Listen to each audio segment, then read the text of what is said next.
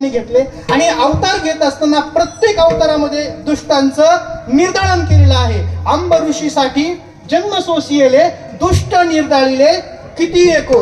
प्रत्येक अवतारामध्ये त्यांनी दुष्टांचं निर्दालन केलेलं आहे. मत्स्य अवतार घेतला, माशाचा अवतार घेतल्यानंतर त्यांना माहित होतं की पुढे महासर्ग होणार आहे, प्रलय येणार आहे आणि त्या प्रलयामध्ये काही सज्जन लोक तरी त्या ठिकाणी काय केली पाहिजेत, वाचवून ठेवली पाहिजेत. म्हणून तो मासा होता राजाच्या त्या ठिकाणी आसपास. तो राजा तो मत्स्य फिरत होता, छोटासा होता. त्यांनी राजाला सांगितलं की राजा मला उचलून घे, हे मोठी माणसं मला काय करतील, मोठी माणसंच आलो चुकून मोठी मासे काय करतील, मोठी मासे मला खातील, गिळंकृत करतील, मला वाचव. मग त्यांनी कमंडलू मध्ये ठेवला. नंतर तो मोठा मोठा होत राहिला, कमंडलू मध्ये बसला, मग मोठ्या टब मध्ये ठेवला, त्याच्यातही बसला. मग मोठा झाल्यानंतर त्याला सोडला आणि त्यांनी त्या राजालाही वाचवलं आणि जे सद्धर्माचं वर्तन करत होते त्या सगळ्यांना सुद्धा त्या ठिकाणी वाचवलं. प्रत्येक एक जे बीज आहे ते बीज त्या बोटीवर ठेवलं आणि तेवढीच बोट त्या ठिकाणी वाचवली, महासर्गामधून त्या प्रलयामधून वाचवली आणि त्याच्यातून पुन्हा पृष्टीचं त्या ठिकाणी चलनवलन सुरू झालं. नंतर अवतार घेतला तो कच्छेचा अवतार घेतल्यानंतर समुद्र मंथनामध्ये जी रवी केली पर्वताची, त्याच्या खाली बुडाला जर कोण होतं ते भगवंतच कच्छ रूपाने त्या ठिकाणी कूर्म अवतारामध्ये खाली होते, कासवाच्या अवतारामध्ये खाली होते. त्यानंतर तिसरा अवतार त्या ठिकाणी जो घेतला तो वराह अवतार घेतला. म्हणजे कश्यप नावाचा एक जो दैत्य होता तो खूपच त्रास देत असे आणि मग ते त्रास देत होता, त्याच्यामुळे त्याचं त्या ठिकाणी निर्दालन करण्यासाठी वराह अवतार घेतला. वराह अवताराच्या नंतर त्या ठिकाणी घेतला तो नरसिंह अवतार. नरसिंह अवतार सुद्धा त्या ठिकाणी भक्तांचं रक्षण करण्यासाठी घेतला. भक्त प्रल्हाद हा अखंड नामस्मरण नारायणाचं करायचा, नारायण नारायण नारायण नारायण. त्या ठिकाणी नारायणाचं अखंड स्मरण करत असताना हिरण्यकशिपूला राग यायचा आणि मग हिरण्यकशिपूने सांगितलं की बाबा तू हे दुष्टाचं नाव का घेतो, म्हणजे त्यासाठी भगवान दुष्टच आहे, मग दुष्टाचं नाव का घेतोस. तर त्यांनी सांगितलं की सगळी जळीस्थळी काष्टी हा विठ्ठलच एक भरलेला आहे, सगळीकडे आहे, एक देहादेही सर्व घटी राम देहादेही एक, तो सगळीकडे पूर्ण उरलेला आहे. आणि मग त्याला आता ती सगळी कथाभाग सांगायला आपल्याला वेळ नाही तर आपण धावत घेऊ.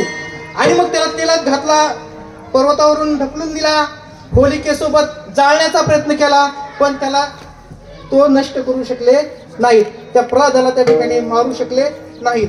देवराखी त्याला मारिलं कोण. आणि मग त्याला मारू शकले नाहीत. आणि मग त्यांनी सांगितलं, इतका वैतागला तो, त्याचं डोकंच दुखायचं. पहा काही जणांना असं होतं, भगवंताचं नाव पडलं त्याचं डोकं दुखतं, तसं या हिरण्यकशिपूचं नाव घेतलं नारायण, त्याचं डोकं दुखायचं. आणि मग त्यांनी काय केलं, अरे म्हणजे नारायण नारायण कुठं कधी कुणाला दिसलाय का, आहे कुठं म्हणले तुझा नारायण. ते म्हटला सगळीकडे पिताजी सगळीकडे. म्हटला ते म्हटले खंबात आहे का, म्हटलं आहे. आणि इतक्या जोरात लात मारली त्या खंबातून भगवान नरसिंह त्या ठिकाणी प्रगट झाले. आणि प्रगट झाल्यानंतर त्या ते हिरण्यकशिपूला वर होते, तू नराकडून मारला जाणार नाही, पशुकडून मारला जाणार नाही, दारात मारला जाणार नाही, घरात मारला जाणार नाही, दिवसा मारला जाणार नाही, रात्री मारला जाणार नाही, अशा अनेक वर घेऊन बसला होता. जसं बॉन्ड पेपरवर माणसं लिहून घेतात सगळं, त्यांना वाटतं त्या शब्दाच्या कचाट्यात पकडू आपण, परंतु भगवान त्याच्या पुढचे आहेत, या शब्दाच्या कोणत्याच कचाट्यात ते अडकले नाहीत. असा अवतार घेतला की सगळ्याच शब्दाचं त्या ठिकाणी पारिपूर्ण झालं आणि त्या हिरण्यकशिपूला त्या ठिकाणी त्यांनी मुक्ती दिली. आणि हा नरसिंह अवतार त्या ठिकाणी समाप्त झालेला आहे. त्याच्यानंतर पुन्हा वामन अवतार आहेत. असे अवतार घेत त्या ठिकाणी सातवा जो अवतार आहे तो सातवा अवतार प्रभू श्रीरामांचा आहे. तर या ठिकाणी पहा, प्रभू श्रीराम जन्माला येण्यासाठी जे 5 कारण आहेत ते 5 कारण आपण थोडक्यात पाहूयात. विठ्ठल सनत कुमार म्हणजे मानस पुत्र आहेत, त्यातले सनत कुमार त्या ठिकाणी जय विजय आढळलं, त्यांना पोटाची भेट घ्यावी सनकाली विजय होते, त्यांना काय सुरत नव्हते. ते म्हटले बाबा माझी भेट आहे, तुम्ही भगवंताला सांगा मी आलोय म्हणून.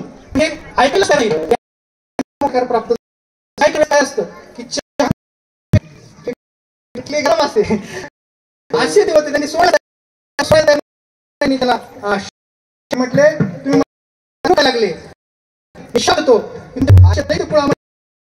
जन्म तुम्हाला प्राप्त होईल. त्यावेळेस भगवंत आल्यानंतर म्हटले हो थांबा शाप नका म्हटले, हे त्यांचंच काम करत होते, त्यांना जे काम तेच काम ते करत होते. शाप वगैरे नाही म्हणले, आता देऊन टाकला. मग म्हटले आता काही त्यानंतर त्यांना विचारलं, सांगा म्हटले तुम्हाला भगवंत 6 जन्माची का 3 जन्माची, आम्हाला करायचं झाली तुम्हाला 3 3 जन्म प्राप्ती व्हायचे असतील तर तुम्हाला दुष्ट व्हावं लागेल.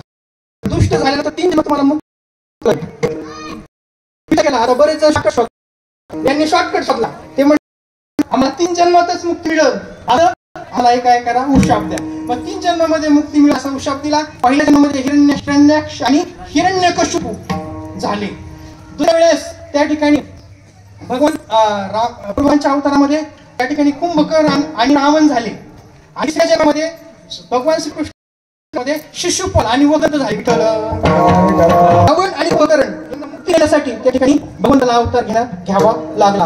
आता दुसरं कारण, त्या ठिकाणी जालंधर नावाचा एक राजा होता आणि त्याने देवाला सडो पिपळ करून सोडलं होतं. हा जालंधर नावाचा कोण होता तर भगवान देवांनी त्या ठिकाणी समुद्रामध्ये एक बालक, आणि हा बालक होता जल्लोष करायला लागला. काही काही बालक असं सगळं करून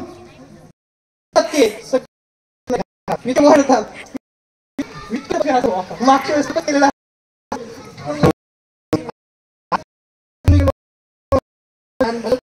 आणि असं होता. सांगितलं ते मुलगा होतं इतकं रडायचं, सारखं ओरडायचं. मग ते म्हणले आम्ही खूप आमच्या पूर्वजांना महाराज मला काय असलं बघायचं. मी म्हणतोय आतमधल्या खुलीत होतं. म्हटलं हे रडायचं थांबू का मी? हो म्हणजे बाहेर काढा.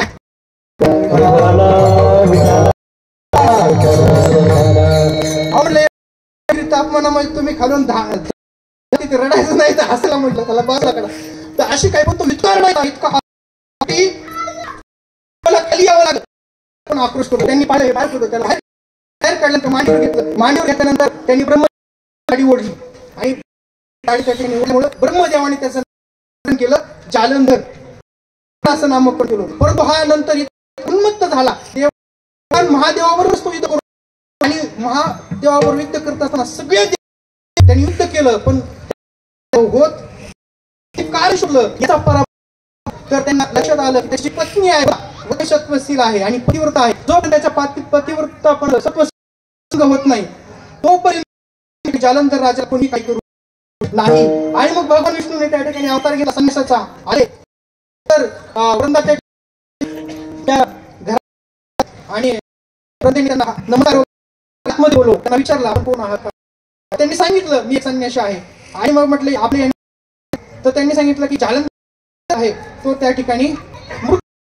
वास्तविक पाहत होतो, पण त्यांनी म्हणले शक्यच नाही, मला एवढं तर आहे म्हणले की माझं अबाधित आहे, तर काही होऊ शकत नाही. मग त्यांनी सांगितलं म्हणजे पाहिल्यानंतर त्या ठिकाणी मायावी देहाचे तुकडे त्या वंदे समोर पडले. आणि वंदे समोर पडल्यानंतर त्या ठिकाणी तिने सांगितलं की तुझ्या पती झाले आहे, पण याच्या तर तू काय तुझ्या पतिव्रतेमध्ये ताकद आहे स्पर्श. आणि मग ते वृंदेने त्या ठिकाणी स्पर्श करण्यासाठी सरसावली ही संधी झाली आणि त्या भगवंतांनी प्रवेश जराच वृंदेने त्याला स्पर्श केला, ते जे भंग केला त्या जालिंधर राजाचं त्या ठिकाणी.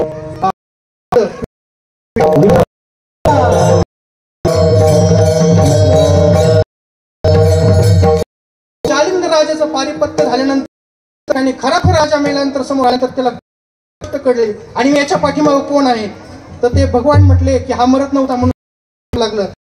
त्याने जबाब दिला की आता माझी जशी गत झाली, मला पती विरह त्या ठिकाणी प्राप्त झाला, तसं तुला सुद्धा पत्नीचा विरह दूर जाईल. त्या ठिकाणी हे वानर वगैरे मदत तिसऱ्या वेळेस नारद भ्रमण करतात, भ्रमण करतात त्यांना तो कधी एका ठिकाणी चंचलतेचा शाप आपल्या मला असतो.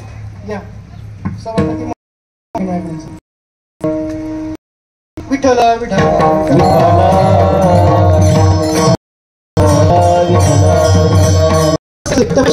आणि तपश्चर्या करू लागल्यानंतर देवाला त्यांची भीती वाटली. म्हणजे आता कधीच एक ठिकाणी न बसणारे तपश्चर्या करता म्हटल्यावर तरी आपल्यावर हे सण राहणार नाही. काही जण खटकतात, काही जण शांत बसून दुसऱ्यावर काही नसतात ते कधीच बसत नाही.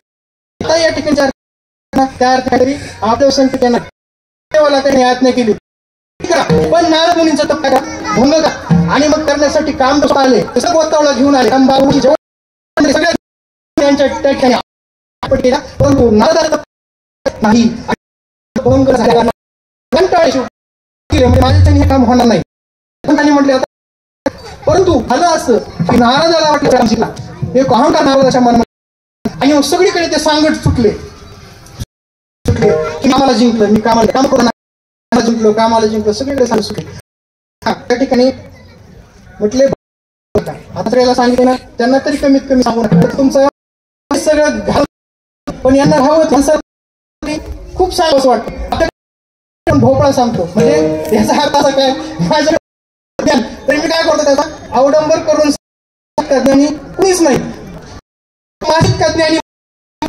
नसतो जो म्हणतो ना मला सगळं कळलंय त्यालाच काय नसतं म्हणतो ते खूप सांगितलं काम शिकला भगवंत म्हटलं मी काम शिकला आता काम नाही भगवंत म्हणले बरं असं आणि मग भगवंताने लीला केली काही लीला एक नगरी बसवली आणि त्या नगरीमध्ये विश्वमोहिनी नावाची एक सुंदर स्त्री तिच्या सौंदर्य अशी विश्वमोहिनी तयार केली आणि महर्षी ठिकाणी जाताना सहज मध्ये त्यांनी पाहिलं आणि सांगितलं म्हणजे ही माझी मुलगी आहे हिचा जरा हात नारद हात सोडून तो कारण का थोडा गेलेला नव्हता पण हात पाहिला नंतर त्यांच्या लक्षात आलं अरे कशी जोडला पती असेल तो आहे पाताळ आणि या स्त्रीचा स्वामी त्या ठिकाणी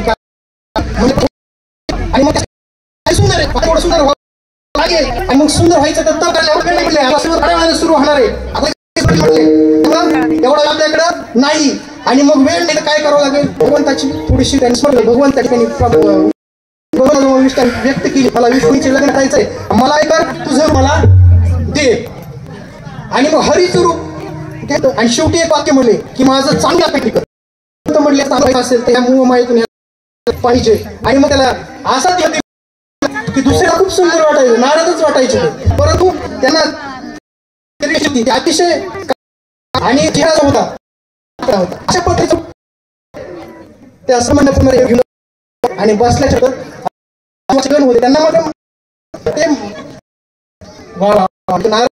काय रुपये म्हणायचे तुझं त्यांना ते मुद्दाम म्हणत होते आणि मग अतिशय असं वर्षी त्या ठिकाणी बसले मोहिनी घेऊन आली आणि मला घेऊन आले तिने पाहिलं ना सोडून दिली जसं वाट करणारे त्यांचा माहिती ती पगारच सोडली म्हणून त्यांनी काय इकडे तोंड करून बसले मग दुसऱ्या पंक्तीत आले सोडून दिली आणि भगवंत बसले होते भगवानच्या गाळ्यामध्ये मला घातली मला घातल्यानंतर खूप राग आला म्हटले तुमचा अवस्था तुमचं रूप बघा म्हणले आरशात आणि मग त्या पाणी होतं त्या पाण्या महाराजांनी पाहिल्यानंतर आपल्याला त्या ठिकाणी चेहरा दिलेला आहे खूप राग आला पहिल्या धडाक्यातच लोकांना शाप देऊन टाकला ते जे घर होते ना आणि मग कसं काय ते आणि कोणते येत होते त्यांच्या एका बाजूला लक्ष्मी आणि बाजूला विश्वमोहिनीला पाहिल्याची आग तळपायची आग म्हटले भगवंता माझं तरी रूप ठेवायचं अवतार काय केला म्हणले हे माझं कट केलं म्हणजे शब्द म्हणले तसं मला घडला तसं तुम्हाला तुमच्या पत्नीचा विरोध आणि म्हणून मग हे श्रीरामांच्या अवताराचं हे तिसरं कारण आहे आता पण आपल्याकडे आहे सांगून होईल पाचवं कारण पुढच्या तारीख तेवढं महाग ठेवतो तर शतरूपा म्हणून हे भगवंताची आराधना अतिशय आराधना करत होते अतिशय तप केलं आणि भगवान म्हटले तुम्हाला काय हे सांगितलं काही मग म्हटले भगवंता कशा मीच मग पुढच्या वेळेस म्हणू हे राजा दशरथ शत्रुपाची होती ती त्या ठिकाणी कौशल्य माता झाली आणि दशरथ आणि कौशल्याच्या त्या ठिकाणी अवतार घेतला जन्म घेतला विठ्ठल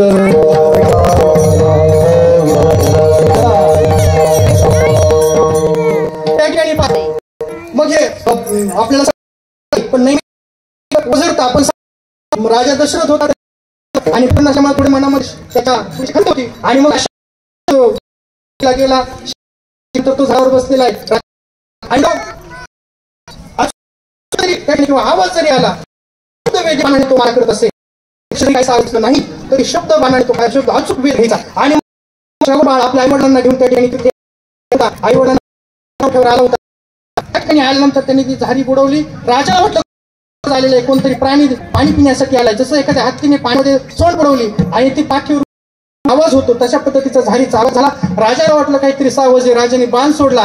बाण सोडल्यानंतर त्या बाणाने श्रावण बाळाचा वेध घेतला आणि श्रावण बाळ त्या ठिकाणी राजा मी त्या ठिकाणी परंतु माझे आई वडील जे आहेत ते तहानेने त्यांना तू एवढं पाणी राजाला सांगितलं वस्तू माझ्या आई आणि मग राजा ते बोलत नाही. बाळा श्रवणा पडे का आमच्या मतात का झाला तू काय बोलत नाहीस का बोलत नाहीस म्हणून तुझं पाणी पिणार नाही अशा पद्धतीने आणि मग राजाला वृत्तांत सांगितलं तुमच्या वध झालेला आहे मला माफ करा. आणि त्यावेळेस त्यांनी ते पाणी बुडलं तसं पुत्र त्या ठिकाणी बरं वाटलं आणि दुःख सुद्धा झालं. त्याच्यामुळं होईल अशा पद्धतीने त्याला जरा बरं आणि बरं त्या ठिकाणी वैशिष्ट्य सांगितलं की तू कामिष्ठ झाल्यानंतर त्या ठिकाणी यज्ञ नारायण प्रगट झाले. प्रसाद दिला. त्याचे 4 कौशल्य माता तिघी नाही दिला. त्याच्यातला झाला कारण का कनिष्ठ असली तर ती असं वाटायचं मीच पट्ट राणी आहे आणि मला रागामध्ये होती त्या टोपीला आहे तो घारने त्या ठिकाणी ओटीमध्ये नेऊन टाकला. मग त्या ठिकाणी जन्म झालेला आहे आणि मग आपण थोडासा भाग तिला दिला आणि हे 3 प्रतिक्रिया डोळ्यापर्यंत मोठे पण आपल्याला थोडं सांगायचं नाही. या ठिकाणी कौशल्य मातेला सुद्धा पुत्राची प्राप्ती झाली चैत्र मासामध्ये. चैत्र मास